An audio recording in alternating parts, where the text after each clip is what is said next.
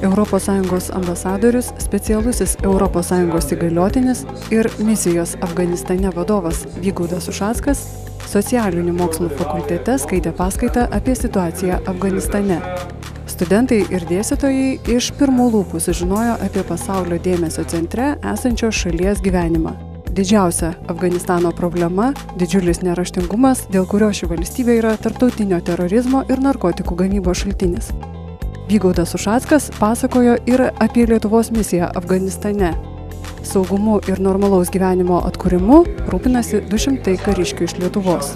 Po paskaitos svečias atsakė į auditorijos klausimus. Ypač smalsūs buvo studentai. Jie norėjo daugiau sužinoti apie politinę situaciją, klausė, kaip vietiniai žmonės vertina taikdarių misijas, smalsavo, ar Afganistane ambasadorius jaučiasi saugus. Ar jaučiatės saugus tokiai šalyje? Viskas sąlyginai tokia šalyje. Buvo konfliktų kokį nors su ten vietiniais gyventojais jums asmeniškai? Bet tada sužinojau laimingai, kad langas pasirodo yra neperšaunamas. O motyvų, ar tai buvo specialiai taikyta į mane, ar tai buvo tiesiog netyčinė kulka, o ten dažnai šaudo afganai, gimsta vaikas ir šaudo. Duodamas interviu Šiaulių universiteto televizijai, Vygaudas Ušackas negailėjo pagirimų susitikime dalyvavusiems studentams. Mane nustebino labai maloniai, nustebino tom, kad studentų klausimai buvo labai tikslus, gilus ir tiesiog parodo išsilavinimo lygį.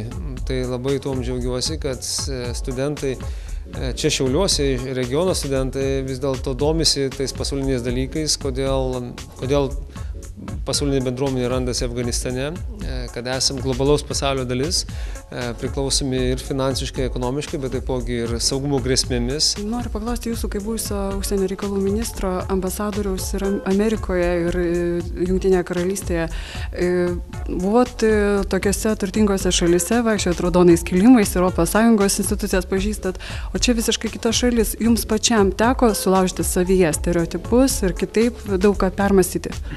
Be abejonės, tarnyba Afganistane tai nėra tarnyba Vašingtone ar Briuselėje, ar Londone, ar kur kitur, nes tave nubloškia visiškai į kitą pasaulį, ką sunku yra įsivaizduoti, kol pats nepatyrei, pats tu nepamatei ir pats nepergyvenai. Tai sugrįžimas, aš tai sakau, kaip po ambasadorystės ir ministravimo šiltuose kraštuose, tai sugrįžimas į jaunystę, tam tikras atsinaujinimas, realiai kaip beveik karinė tarnyba, kur, aišku, tu esi išbandomas ir saugumo situacijos, ir buitinė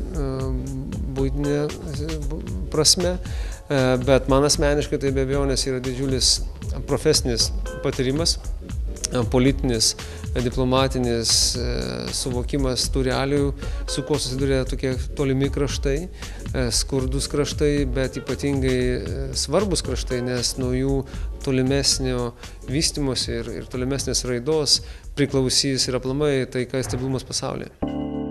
Ambasadorius prisipažino, nors saugumas Afganistane sąlyginis dalykas, apie tai nuolat galvoti neleidžia intensyvus darbo grafikas. Pradedu rytą anksti, apie 6 valandą, stengiuosi prabėgti krosą, kad išlaikyti gerą fizinę formą. Šiaip gyvenam mes kaip kariniam tokiam garnizone, aptverti su mūrinė siena spygliuota viela, kad neprasiskverbtų kokie blogo norintys žmonės.